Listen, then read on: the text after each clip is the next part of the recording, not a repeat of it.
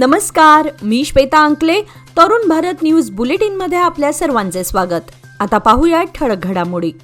कर्नाटक महाराष्ट्र सीमा वादावरील अत्यंत महत्त्वाची सुनावणी आज सर्वोच्च न्यायालयात पुढे ढकलण्यात आली आहे.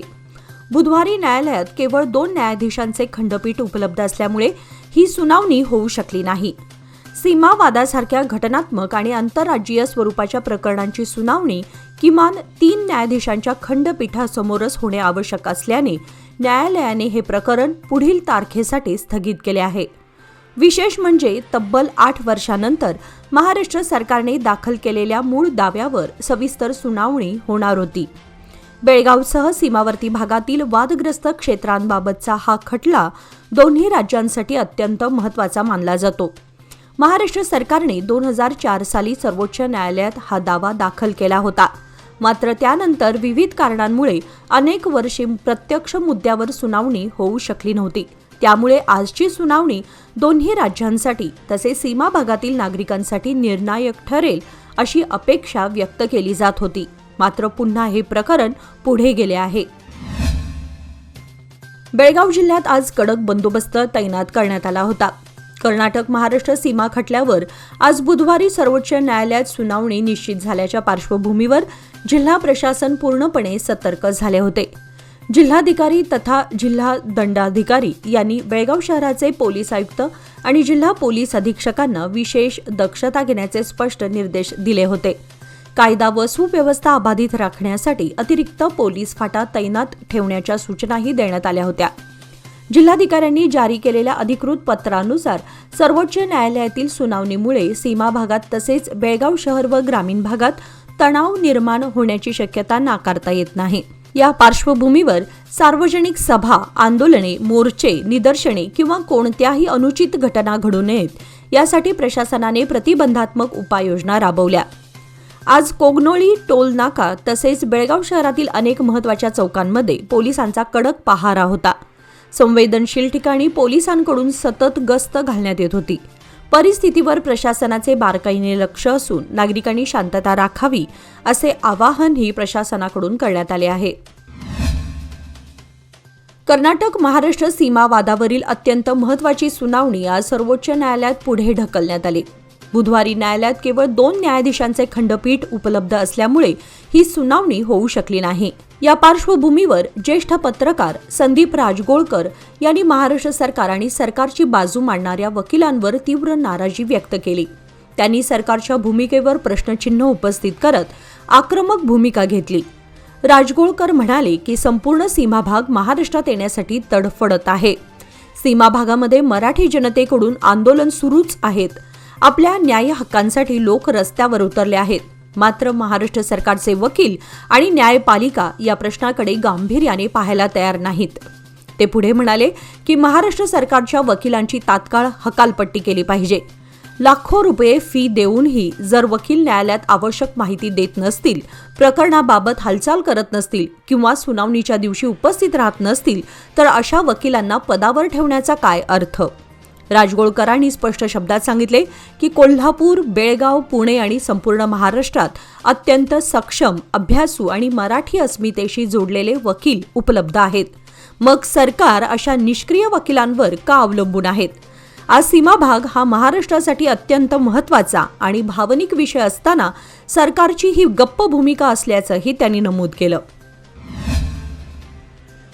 बेळगाव शहरामध्ये सध्या स्वामी समर्थ पादुका पालखी परिक्रमेमुळे भक्तिमय वातावरण निर्माण झालं असून पुढील 4 दिवस ही पादुका पालखी बेळगाव शहरातील विविध ठिकाणी मुक्कामी राहणार असून भाविकांसाठी दर्शन व पूजेची विशेष व्यवस्था करण्यात आली आहे. या पार्श्वभूमीवर कलर्स मराठी वाहिनीवरील लोकप्रिय स्वामी समर्थ मालिकेत स्वामींची भूमिका साकारणारे अभिनेते अक्षय मुडवाडकर यांनी आज बुधवार दिनांक 21 रोजी खासबाग येथील ओमनगर येथे पादुका पालखी पूजन तसेच महाप्रसाद कार्यक्रमाला उपस्थिती लावली. यावेळी त्यांनी तरुण भारत न्यूजशी खास बातचीत केली. अक्षय मुडवाडकर म्हणाले की बेळगावला येण्याची ही माझी पहिलीच वेळ आहे आणि तीही स्वामींच्या पालखीचे दर्शन घेण्यासाठी. बेळगावचं वातावरण अतिशय सुंदर आहे आणि इथली माणसं मनमिळावू आहेत. आपल्या कामातून एका पिढीवर संस्कार होत असतील तर त्यापेक्षा मोठं समाधान नाही. स्वामींची भूमिका मला मिळाली त्यासाठी मी स्वतःला नशीबवान समजतो. इतके कलाकार असताना मला ही संधी मिळाली हा मी स्वामींचा आशीर्वाद मानतो. यावेळी अभिनेते अक्षय मुडवाडकर आणि चोळप्पांची भूमिका साकारणारे नचिकेत जोग हेही यावेळी उपस्थित होते. यांना पाहण्यासाठी भाविकांनी मोठी गर्दी केली होती. आंतरराष्ट्रीय कृष्ण भावनामृत संघ इस्कॉन बेळगाव यांच्या वतीने सलग 28व्या वर्षी भव्य हरे कृष्ण रथयात्रा महामहोत्सव आयोजित करण्यात आला असून हा उत्सव शनिवार दिनांक 24 ते रविवार दिनांक 25 जानेवारी 2026 या कालावधीमध्ये मोठ्या भक्तिभावात साजरा केला जाणार आहे, अशी माहिती आज बुधवार दिनांक 21 रोजी इस्कॉन बेळगावचे अध्यक्ष परमपूज्य भक्ती रसामृत स्वामी महाराज यांनी पत्रकार परिषदेत दिली. मुख्य रथयात्रा शनिवार दिनांक 24 जानेवारी रोजी दुपारी निघणार असून त्यानंतर 24 व 25 जानेवारी रोजी सायंकाळी टिळकवाडीतील शुक्रवार पेठ येथील इस्कॉन मंदिराजवळील मैदानावर भव्य पंडालमध्ये विविध धार्मिक व सांस्कृतिक कार्यक्रमांचे आयोजन करण्यात आले आहे. या रथयात्रेमध्ये भगवान श्री श्री राधाकृष्ण आणि निताई गौर सुंदर यांच्या भव्य रथातून दर्शनाचा लाभ भाविकांना मिळणार आहे. फुलांनी व आकर्षक वस्त्रांनी सजवलेला रथ आणि संपूर्ण मार्गावर घुमणारा हरे कृष्ण महामंत्राचा जयघोष हे या यात्रेचे वैशिष्ट्य असणार आहे. कर्नाटक, महाराष्ट्र, गोवा, आंध्र प्रदेश, तामिळनाडू तसेच अमेरिका व इतर देशातील हजारो भक्त या यात्रेमध्ये सहभागी होणार आहेत. या महामहोत्सवामध्ये इस्कॉनचे ज्येष्ठ संन्यासी परमपूज्य लोकनाथ स्वामी महाराज, परमपूज्य सुंदर चैतन्य स्वामी महाराज, श्री दयाल चंद प्रभू तसेच भक्ती रसामृत स्वामी महाराज भक्तांना मार्गदर्शन करणार आहेत. विशेष आकर्षण म्हणून गोसेवा दालनामध्ये गोमूत्र व शेणापासून तयार केलेली उत्पादने उपलब्ध असणार असून दररोज रात्री सुमारे 50,000 भाविकांना मोफत महाप्रसाद दिला जाणार आहे.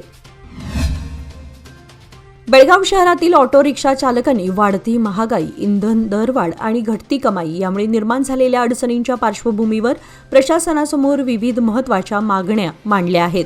बेळगाव ऑटो रिक्षा चालक व मालक संघटनेच्या वतीने जिल्हाधिकाऱ्यांना या संदर्भात निवेदन सादर करण्यात आले आहे. ऑटो चालकांनी आपल्या निवेदनात भाडेवाढीची प्रमुख मागणी केली असून प्रवाशांसाठी पहिल्या 1.5 किलोमीटरपर्यंत किमान भाडे 50 रुपये निश्चित करावे तसेच त्यानंतर प्रत्येक अतिरिक्त किलोमीटरसाठी 30 रुपये दर लागू करावा अशी मागणी करण्यात आली आहे. यासोबतच माननीय उच्च न्यायालयाने ओला, उबर आणि रॅपिडो बाईक सेवा रद्द केल्या असतानाही शहरात या सेवा बेकायदेशीरपणे सुरू असल्याचा आरोप ऑटो चालकांनी केला आहे. अशा अनधिकृत प्रवासी वाहतुकीवर तात्काळ बंदी घालून संबंधित चालकांवर कायदेशीर कारवाई करावी अशी मागणी त्यांनी केली आहे. तसेच परवानगी नसलेले इलेक्ट्रिक ऑटो शहरात खुलेआम प्रवासी वाहतूक करत असल्यामुळे अधिकृत ऑटो चालकांचं आर्थिक नुकसान होत असल्याचं नमूद करत अशा अनधिकृत ई ऑटोवर तात्काळ बंदी घालावी अशी मागणीही निवेदनात करण्यात आली आहे. याशिवाय सध्या ऑटो रिक्षांसाठी असलेली 16 किलोमीटरची प्रवास मर्यादा वाढवून ती 30 किलोमीटरपर्यंत करावी जेणेकरून चालकांना अधिक उत्पन्न मिळू शकेल अशी ही मागणी प्रशासनाकडे करण्यात आली आहे. ऑटो चालकांच्या या मागण्यांवर प्रशासनाने सकारात्मक निर्णय घ्यावा अशी अपेक्षा संघटनेच्या वतीने व्यक्त करण्यात आली आहे. शहरातील राणी कित्तूर चन्नम्मा चौक परिसरात महापालिकेच्या दुर्लक्षपूर्ण कारभारामुळे नागरिकांना त्रास सहन करावा लागत आहे. मुख्य रहदारी असलेल्या फुटपाथवर झाडांच्या तोडलेल्या फांद्या टाकण्यात आल्याने पादचाऱ्यांना ये-जा करण्यास अडथळा निर्माण झाला आहे. या मार्गावरून दररोज हजारो विद्यार्थी तसेच नागरिक पायी प्रवास करत असतात. मात्र फुटपाथवर पडलेल्या झाडांच्या फांद्यांमुळे त्यांना वाट काढण्यासाठी अडचणींचा सामना करावा लागत आहे. परिणामी अपघाताचा धोका देखील वाढला आहे. विशेषतः शालेय विद्यार्थी, ज्येष्ठ नागरिक आणि महिलांना या परिस्थितीचा मोठा त्रास होत असल्याचं स्थानिक नागरिकांचं म्हणणं आहे. झाडांच्या फांद्या तोडल्यानंतर त्या तातडीने हटवणे आवश्यक असताना संबंधित विभागाने दुर्लक्ष केल्याचा आरोप नागरिकांकडून केला जात आहे. या झाडांच्या फांद्या त्वरित हटवून फुटपाथ मोकळा करावा अशी जोरदार मागणी स्थानिक नागरिकांनी महापालिकेकडे केली आहे. T20 क्रिकेट आहे ना, मला जाम आवडतं, पण माझे पैसे इन्व्हेस्ट करताना मात्र मी गेल नाही तर गावस्करच बनतो. FD मध्ये नेहमी इन्व्हेस्ट करतो, कारण FD आहे तर स्टेडी आहे. लोकमान्य FD सोबत मिळवा best interest rate. Lokmanya FD आहे तर स्टेडी आहे. 2024-25च्या सप्टेंबर व ऑक्टोबर महिन्यात झालेल्या अतिवृष्टीमुळे पूर येऊन पिकांचं मोठं नुकसान झालं होतं. या नुकसानीचे सर्वेक्षण पूर्ण करून सरकारने थेट शेतकऱ्यांच्या बँक खात्यामध्ये भरपाईची रक्कम जमा केली आहे.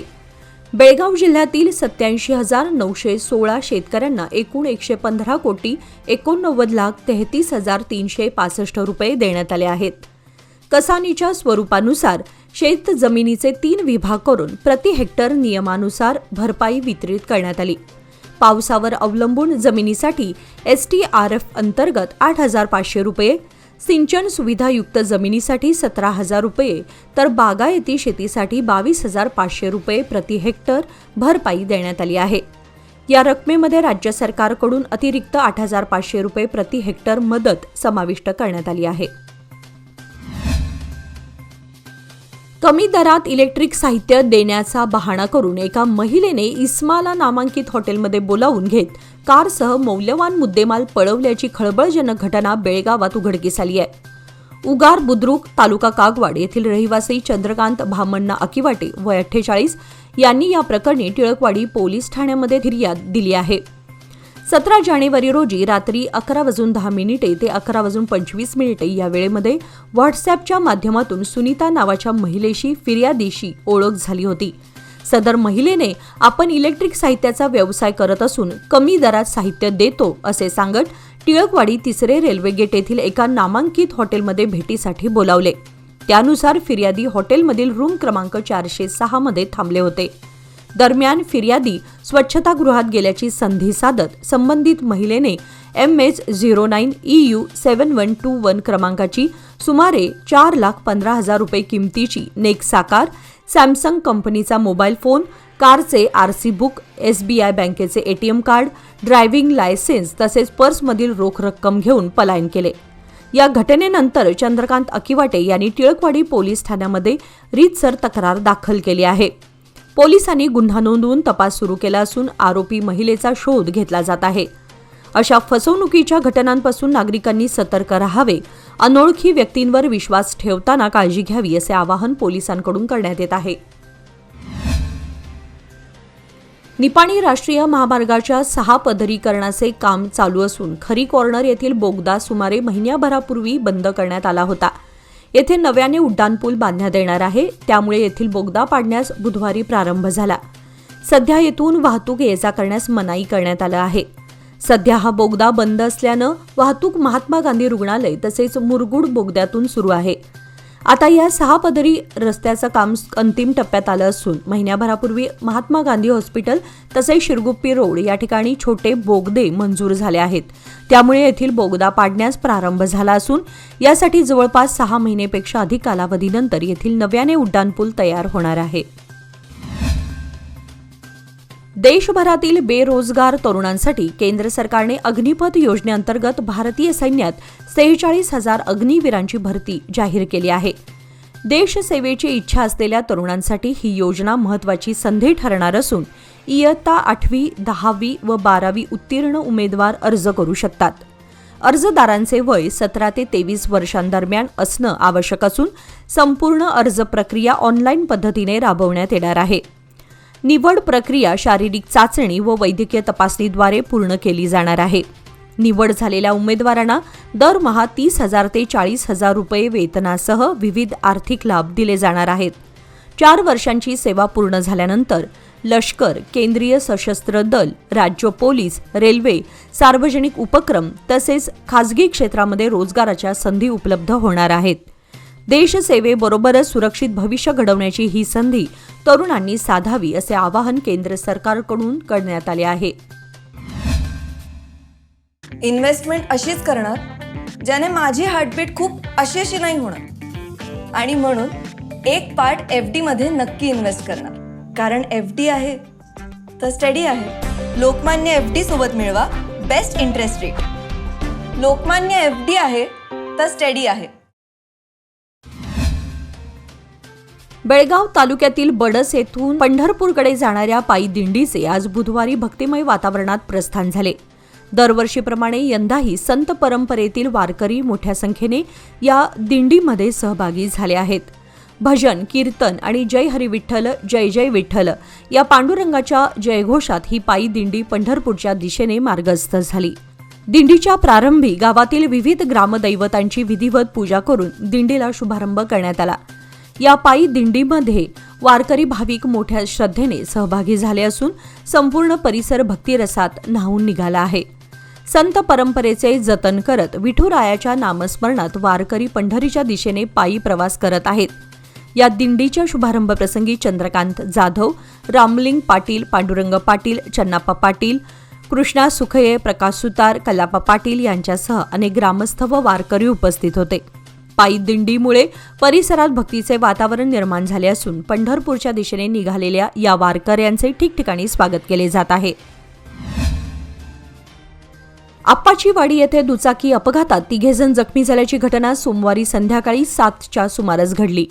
या अपघातात शिवाजी लक्ष्मण सेनगावे वय 57 हे गंभीर जखमी झाले, तर सुमन शिवाजी सेनगावे वय 52, अश्विनी अमित पवार वय 30 तिघेही राहणार आप्पाचीवाडी, तालुका निपाणी असे अन्य जखमींची नावे आहेत.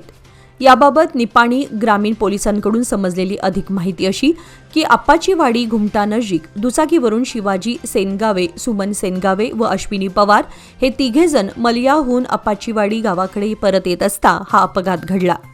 या अपघातामध्ये शिवाजी सेनगावे हे गंभीर जखमी झाले. त्यांना त्वरित केली इस्पितळात दाखल करण्यात आले असून तेथे त्यांच्यावर उपचार सुरू आहे.